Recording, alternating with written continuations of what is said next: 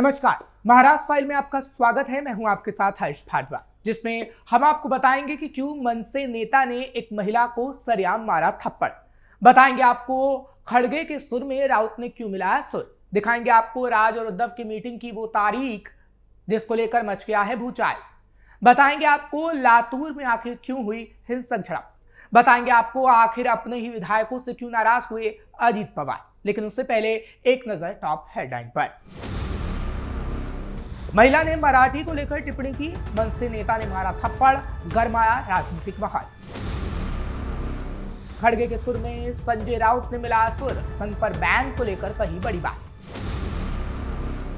राज ठाकरे और उद्धव ठाकरे के बीच 3 महीने में 7वीं मीटिंग, 8वीं मीटिंग की भी डेट फाइनल।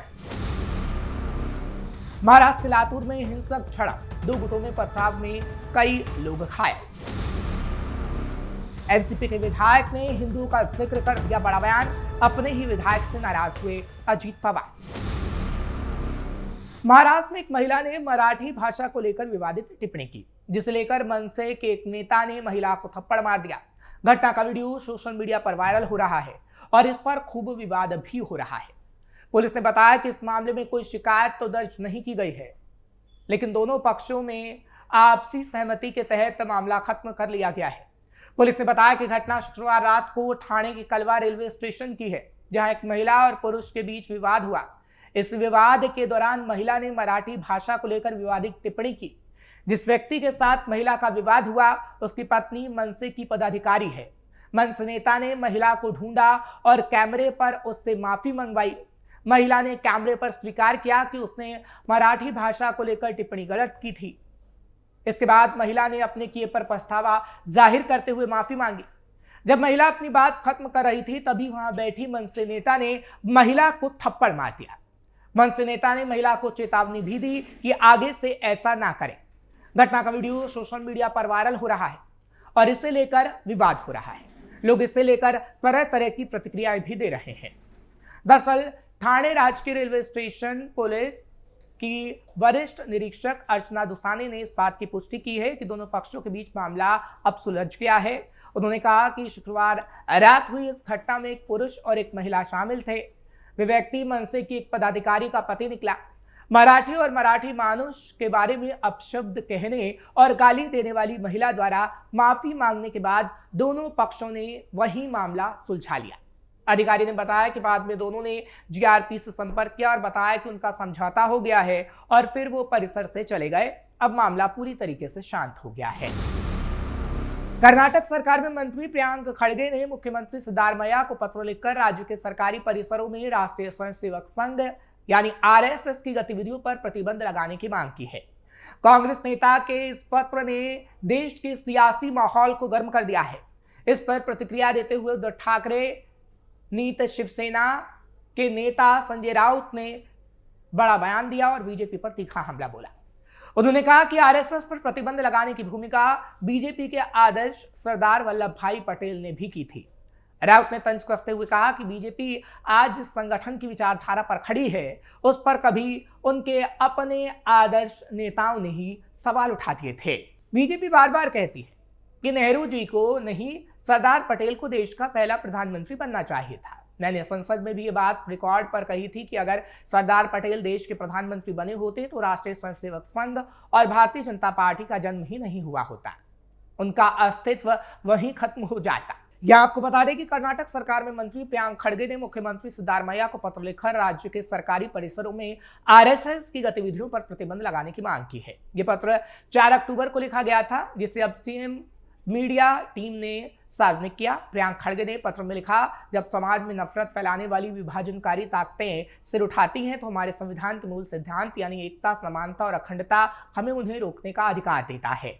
उन्होंने आरोप लगाया कि आरएसएस की शाखाएं सरकारी और अर्ध सरकारी स्कूलों, सार्वजनिक मैदानों, मंदिरों, पार्कों और पुरातत्व विभागों के स्थलों में चल रही हैं। यहां बिना पुलिस अनुमति के आक्रामक प्रदर्शन किए जा रहे हैं, जिससे बच्चों और युवाओं के मन पर नकारात्मक असर पड़ रहा है। इतना ही नहीं, उन्होंने आगे लिखा, देश के बच्चों, युवाओं और समाज के मानसिक स्वास्थ्य और विकास के हित में आरएसएस की सभी गतिविधियों को सरकारी परिसरों में प्रतिबंधित किया जाए।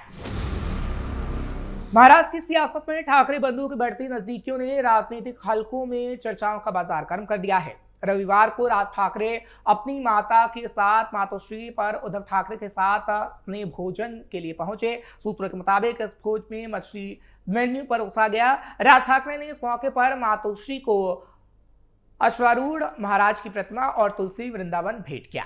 यह मुलाकात पिछले 3 महीनों में ठाकरे बंधुओं की 7वीं मुलाकात थी, जिसने आगामी स्थानीय निकाय चुनाव और ग्राम पंचायत चुनाव में मन से शिवसेना ठाकरे वाली गठबंधन की संभावनाओं को और हवा दी है। और बुधवार को भी एक बार फिर मुलाकात होने के आसार नजर आ रहे हैं, क्योंकि अब ये जो मुलाकात होगी वो 8वीं मीटिंग होगी।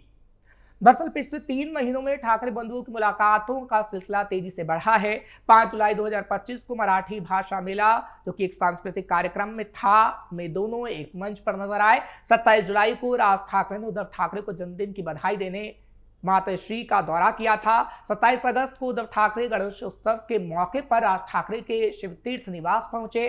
10 सितंबर को उद्धव ने राज के घर पर मौसी से मिलने के बहाने मुलाकात की। 5 अक्टूबर को संजय राउत के पुत्र के नामांकन समारोह में दोनों परिवार एक साथ दिखे और उसी दिन राज ने मातोश्री पर उद्धव से गुप्त मुलाकात भी की थी।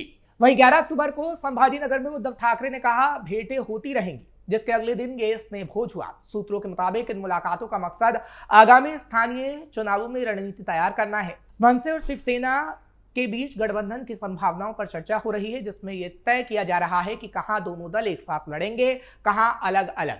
महाराष्ट्र की सियासत में ठाकरे बंधुओं का यह मिलन न केवल उनके समर्थकों के लिए उत्साहजनक है, बल्कि विपक्षी दलों के लिए भी चुनौती बन सकता है। राजनीतिक विश्लेषकों का मानना है कि ठाकरे बंधुओं की नजदीकी महाराष्ट्र की सियासत में नया समीकरण बना सकती है। दोनों नेताओं का मराठी अस्मिता और हिंदुत्व का एजेंडा एक होने के कारण गठबंधन की संभावनाओं को बल मिल रहा है। हालांकि दोनों दलों के कार्यकर्ताओं के बीच पुरानी कटुता को दूर करना एक चुनौती होगी। क्या ये स्नेह भोजन और लगातार मुलाकातें महाराष्ट्र की सियासत में नया इतिहास रचेगी? ये देखना काफी दिलचस्प होगा। अब बात करते हैं महाराष्ट्र के लातूर की, क्योंकि लातूर जिले में 2 गुटों में हिंसक झड़प हो गई है। किसी छोटी सी बात को लेकर शुरू हुआ विवाद ने तब हिंसक रूप ले लिया जब दोनों पक्षों के बीच पत्थरबाजी होने लगी, जिससे तनाव बढ़ गया। मामला संज्ञान में आते ही पुलिस की टीम घटनास्थल पर पहुंची और हालात काबू में किए। हालांकि माहौल में अभी भी तनाव बरकरार है। मामला लातूर जिले के हड़ोथी गांव का है। अहमदपुर तालुके के हड़ोथी गांव में 2 गुटों के बीच जबरदस्त झड़प हो गई। मामूली विवाद ने देखते ही देखते गंभीर रूप ले लिया और दोनों तरफ से जमकर पथराव शुरू हो गया। अचानक हुए इस संघर्ष ने गांव में तनाव का माहौल बन गया। कई लोग घायल हुए हैं। सूचना मिलते ही अहमदपुर पुलिस मौके पर पहुंची, हालात पर काबू पा लिया। पुलिस के समय पर पहुंच जाने से बड़ा हादसा टल गया। फिलहाल गांव में शांति बनी हुई है, लेकिन एहतियात के तौर पर पुलिस बल तैनात किया गया है। दरअसल लातूर के एसपी के मुताबिक विवाद पैसे को लेकर ट्रैक्टर के मालिक और उसके ड्राइवर के बीच रविवार शाम को हुआ। ट्रैक्टर के मालिक गोविंद बर्डे हिंदू और ड्राइवर रहमान शेख मुस्लिम समुदाय से आते हैं। बीते रविवार को शुरुआत बहस से हुई, जो आगे बढ़कर पत्थरबाजी तक पहुंच गए। पुलिस द्वारा मिली जानकारी के मुताबिक फिलहाल गांव में शांति है, लेकिन एहतियातन अतिरिक्त पुलिस बल को तैनात किया गया है। अब बात करते हैं सोलापुर में हिंदू जन आक्रोश मोर्चे की, जहां पर एनसीपी के विधायक संग्राम जगप्रताप के बयान से नया विवाद खड़ा हो गया है। जगताप ने कहा कि खरीदारी करते समय हमारा पैसा, हमारी खरीदारी और हमारा मुनाफा सिर्फ और सिर्फ हिंदू व्यक्ति को ही होना चाहिए। उन्होंने दिवाली पर सिर्फ हिंदू व्यापारियों से खरीदारी करने की अपील की। उनके इस बयान के बाद राजनीतिक हलकों में तीखी चर्चाएं शुरू हो गई हैं। एआईएमआईएम के प्रदेश अध्यक्ष और सांसद इम्तियाज जलील ने जगताप के इस बयान की आलोचना की, लेकिन जब उनसे इस पर प्रतिक्रिया मांगी गई तो उन्होंने टिप्पणी करने से इनकार कर दिया। कई लोगों का मानना है कि त्योहारों के मौसम में ऐसे बयान देना काफी गलत है, जो कि सामाजिक सौहार्द को बिगाड़ सकती है। दिवाली में अब कुछ ही दिन बाकी है, लेकिन जगताप के इस बयान पर राजनीतिक पारा बढ़ गया है। डिप्टी सीएम अजित पवार ने जगताप के इस हिंदुत्ववादी बयान पर नाराजगी जताई है। उन्होंने कहा कि पार्टी ने पहले भी उन्हें इस तरह के बयानों को लेकर समझाया था, लेकिन कोई सुधार नहीं हुआ। अजित पवार गुट ने स्पष्ट किया कि पार्टी जगताप के विचारों से सहमत नहीं है और उनके खिलाफ कारण बताओ नोटिस जारी किया जाएगा। अजित पवार ने यह भी कहा कि पार्टी की नीतियां और विचारधारा स्पष्ट रूप से तय है। अगर कोई सांसद, विधायक या जिम्मेदार पदाधिकारी पार्टी की विचारधारा से हटकर ऐसे बयान देता है तो ये पार्टी को स्वीकार नहीं है। जब अरुण काका जगताप जीवित थे तब सब कुछ ठीक था, अब संग्राम जगताप को जिम्मेदारी से बोलना और व्यवहार करना चाहिए। एक कार्यक्रम में उन्हें इस तरह के बयानों पर पहले ही समझाया गया था और उन्होंने सुधार करने का आश्वासन भी दिया था, लेकिन अब तक कोई सुधार दिखाई नहीं देता। डिप्टी सीएम द्वारा नोटिस जारी करने की चेतावनी के बाद संग्राम जगताप की पार्टी विरोधी हिंदुत्ववादी भूमिका अब राज्य की राजनीति में चर्चा का केंद्र बन गई है। जगताप इन दिनों बीजेपी के मंत्री नीतीश राणे और विधायक गोपीचंद पडलकर के साथ राज्य भर में आयोजित हिंदू जन आक्रोश मोर्चों में सक्रिय रूप से हिस्सा ले रहे हैं और वहां तीखे हिंदुत्ववादी भाषण दे रहे हैं। हालांकि इसके लिए उन्हें धमकियां तक मिल चुकी हैं। संग्राम जगताप को जुलाई महीने में जान से मारने की धमकी मिली थी, जिससे हड़कंप मच गया था। उनके निजी सहायक सुहास सिरसाट के मोबाइल पर धमकी भरा टेक्स्ट संदेश आया, जिसमें लिखा था, संग्राम को 2 दिन के अंदर खत्म कर दूंगा। इस मामले में कोतवाली पुलिस थाने में अज्ञात व्यक्ति के खिलाफ मामला भी दर्ज किया गया था।